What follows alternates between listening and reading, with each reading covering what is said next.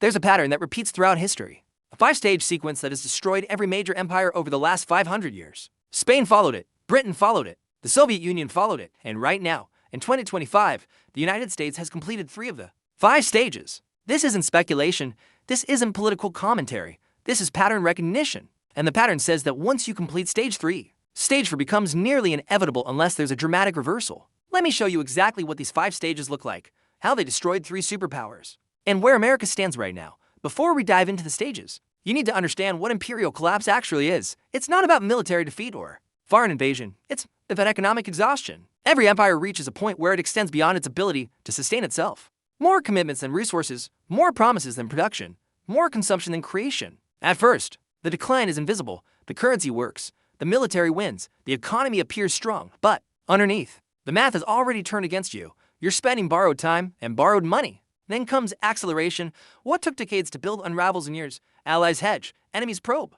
Markets lose confidence, and suddenly everything that made you powerful becomes a vulnerability. That's how Spain died. That's how Britain fell. That's how the USSR imploded, not gradually, suddenly. Now, let's look at the 5 stages. Every empire starts its decline the same way, by promising to defend more territory than it can actually afford to protect. Spain, at its peak, Spain had military commitments on 4 continents simultaneously. They fought the Ottomans in the Mediterranean, the Protestant rebels in the Netherlands, the English Navy, wars in the Americas and Philippines, France and Italy. King Philip II spent 50% of Spain's entire revenue on the military. Half of everything the empire earned went to wars, and still, it wasn't enough. They kept losing battles, because they were fighting everywhere at once. By 1900, Britain had to defend territory on 6 continents: India, Africa, the Middle East, China, the Pacific, the Caribbean. The cost was staggering. Then came World War I. Britain could have stayed neutral, but they jumped in. The war cost them $40 billion, $1 trillion in today's money. They won, but the financial damage was terminal. World War to finish the job, another $120 billion by 1945.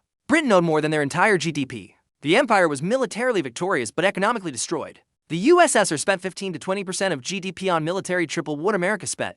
They had to match American technology, American reach, American alliances, but with an economy 1/3 the size. They were in Afghanistan, propping up Cuba, supporting Syria, Vietnam, North Korea, Angola, Ethiopia. Everywhere America had influence, they had to counter. The cost bled them dry. America has over 750 military bases in 80 countries. Troops in 150 countries were committed to defending Europe through NATO, Japan, South Korea. The Philippines were countering China, countering Russia, fighting in the Middle East. Our military budget is $850 billion annually, more than the next 10 countries combined. And it's still not enough. If China moves on Taiwan, if Russia pushes into NATO territory, if Iran closes the Persian Gulf, we cannot respond to all of it simultaneously. We're overextended. Stage 1, complete. When military spending exceeds revenue, every empire does the same thing. They debase the currency. Spain started mixing copper into silver coins. A coin that should be pure silver became 50% copper, then 75% copper. The face value stayed the same, but the real value collapsed. By 1600, Spanish silver coins barely contained any silver. Merchants stopped accepting them. Inflation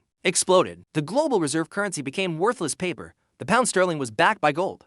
But World War I drained Britain's gold reserves by half. They tried to maintain the pound's value anyway. In 1925, they returned to the gold standard at the pre-war rate. The pound was overvalued. British exports became too expensive. The economy contracted. By 1931, they couldn't hold it anymore. Britain abandoned gold.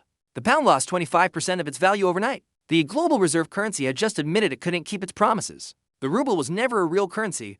It couldn't be exchanged internationally, even Soviet. Citizens didn't trust it. They used dollars when they could. The government had to buy foreign goods with gold and oil because nobody wanted rubles. By 1985, when oil prices dropped, they were out of real money. In 1971, Nixon closed the gold window. The dollar became pure fiat currency, backed by nothing but trust. Since 2000, the money supply has increased 400%. Since 2020 alone, we've printed over $6 trillion. The dollar has lost 98% of its purchasing power since 1971. We're not mixing copper into silver coins. We're just printing unlimited paper. The mechanism is different. The result is the same. Stage 2, complete. This is where we are right now. Stage 3, the point of no return. When an empire can't pay its bills through taxes or sustainable currency, it borrows and borrows and borrows until the debt becomes unpayable. Spain declared bankruptcy 4 times in 40 years: 1557, 1560, 1575, 1596. Each time, they defaulted on debts, restructured with creditors, promised reforms, and immediately went back to borrowing and spending. Each bankruptcy made the next one inevitable. By 1596, no one trusted Spanish bonds. The empire that controlled half the world's gold and silver couldn't borrow money. Britain never recovered from World War I debt. They owed America billions. Then World War II added another $120 billion by 1945. Britain's total debt exceeded their entire GDP. They were paying interest with borrowed money. The creditor had become the debtor. They kept borrowing for another 20 years, but everyone knew the truth. Britain was broke. The USSR didn't have traditional debt. They had a collapsing economy.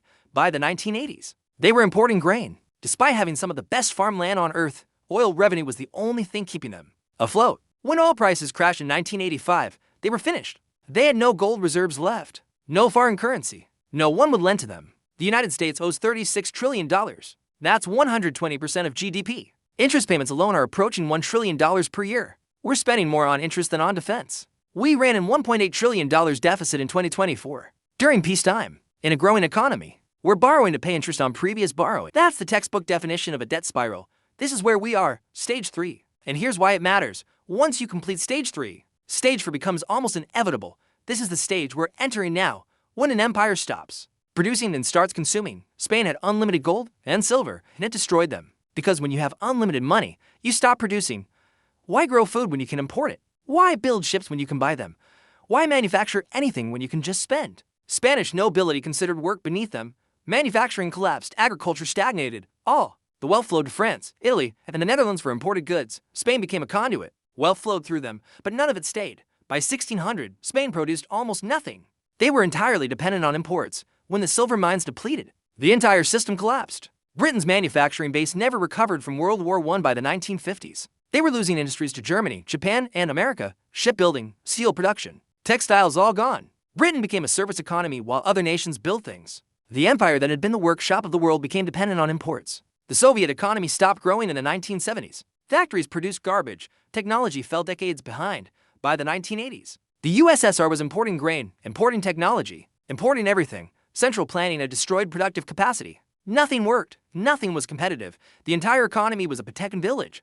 America doesn't make things anymore. We design, we finance, we consume, but we don't produce. Our manufacturing base has been hollowed out, shipped to China, Mexico, Vietnam. We import $800 billion more than we export every year. We're dependent on foreign supply chains for everything. Medicine, electronics, steel, even military components.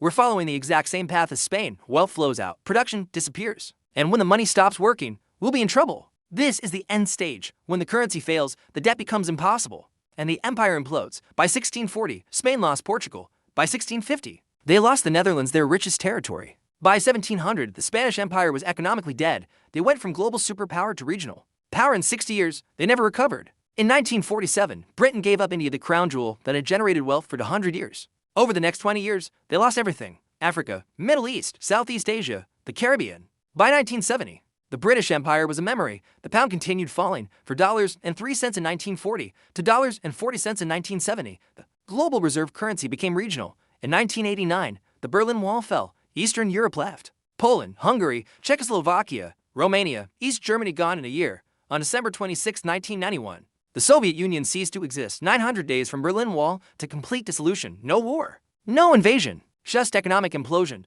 A superpower with 30,000 nuclear weapons collapsed from internal economic failure. We haven't reached stage 5, but we're on stage 3, entering stage 4. And here's what history tells us. Once you complete stage 3, the momentum becomes nearly impossible to reverse. We're telling ourselves the same lies every empire tells itself. We're different. We have technology. We're too big to fail. The dollar is special. Spain thought there. Silver made them invincible. Britain thought the empire was permanent. The USSR thought communism was the future. They were all wrong. The pattern doesn't care about exceptionalism. The pattern is mathematical. You cannot spend beyond your means forever. You cannot maintain empire without productive capacity. You cannot debase your currency without consequences. Stage 1, military overextension. Stage 2, currency debasement. Stage 3, debt spiral. Stage 4, loss of production. We are here. Stage 5, collapse, coming. Maybe America will be the exception. Maybe we'll reform, rebuild, restore productive capacity, pay down debt, and avoid the pattern. But that would require acknowledging we're in trouble. It would require political will. It would require sacrifice. It would require Americans to accept a lower standard of living while we rebuild.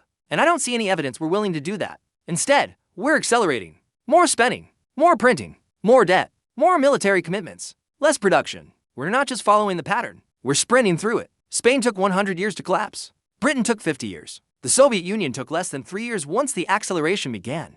How long do we have? Maybe 10 years, maybe 5. Maybe less, but the pattern is clear. We're at stage 3, stage 4 is underway. And unless something dramatic changes, stage 5 is coming. 3 empires followed this pattern. Each one believed they were special. Each one believed the rules didn't apply to them. They were wrong every time. We're about to find out if we're any different.